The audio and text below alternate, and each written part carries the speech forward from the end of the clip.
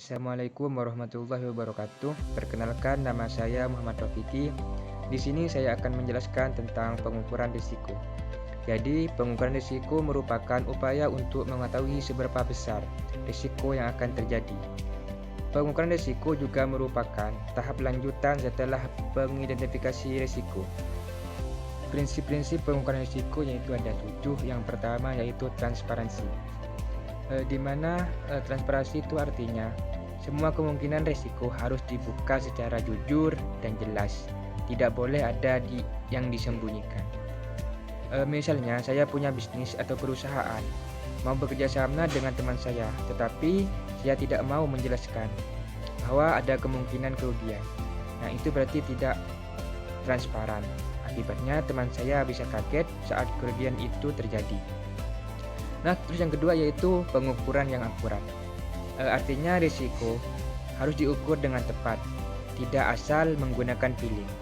Terus yang ketiga yaitu ada informasi yang berkualitas dan tepat waktu. Artinya informasi harus akurat, tidak menyesatkan dan tepat waktu. Misalnya harga bahan baku naik, tapi kita tetap mendapatkan informasi tersebut. Lalu kita menjual barang dengan harga lama ketika akan menimbulkan kerugian. Terus yang keempat itu diversifikasi. Artinya tidak bergantung pada suatu hal saja. Misalnya jangan cuma punya satu sumber penghasilan, tapi harus punya beberapa sumber biar kalau satu gagal masih ada cadangan. Terus yang kelima itu independensi. Artinya pihak yang mengukur risiko harus bebas dari tekanan atau kepentingan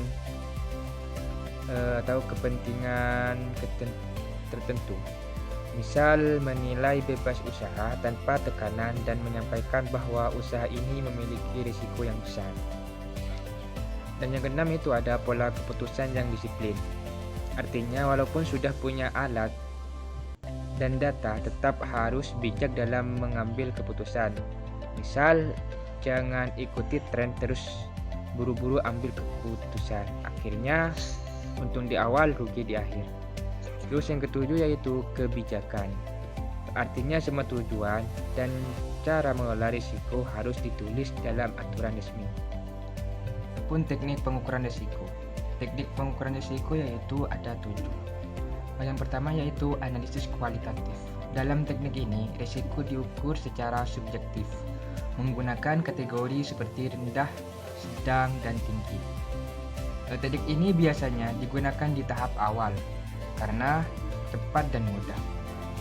Namun karena hanya berdasarkan pendapat, hasilnya bisa berbeda tergantung siapa yang menilai. Dan yang kedua yaitu analisis kuantitatif.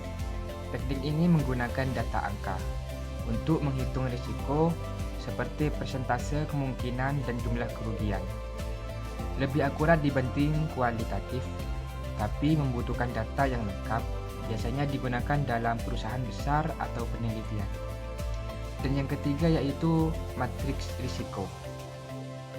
Teknik ini menggabungkan kemungkinan dan dampak dalam bentuk tabel.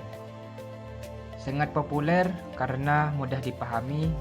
Dengan matriks ini, kita bisa langsung melihat risiko mana yang paling berbahaya dan harus ditangani terlebih dahulu.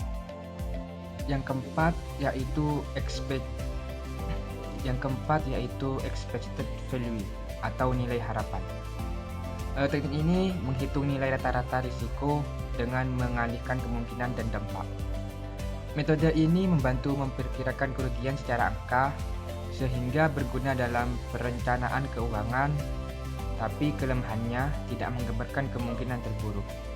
Yang kelima yaitu analisis sensitivitas. Teknik ini melihat bagaimana perubahan satu faktor mempengaruhi hasil. Cocok untuk mengetahui faktor paling berpengaruh, misalnya harga, biaya, atau hasil produksi, tapi hanya fokus pada satu variabel saja. Dan yang keenam yaitu simulasi. Teknik ini menggunakan komputer untuk mensimulasi berbagai kemungkinan hasil. Sangat canggih dan akurat karena bisa melihat banyak kemungkinan sekaligus. Namun sulit digunakan jika tidak punya data dan teknologi. Dan yang terakhir yaitu analisis skenario. Teknik ini membuat beberapa kemungkinan kondisi seperti terbaik, normal, dan terburuk. Mudah dipahami dan sering digunakan dalam perencanaan. Tapi hasilnya masih berupa perkiraan, belum tentu benar-benar terjadi. Itulah presentasi dari saya, kurang lebihnya mohon maaf. Wassalamualaikum warahmatullahi wabarakatuh.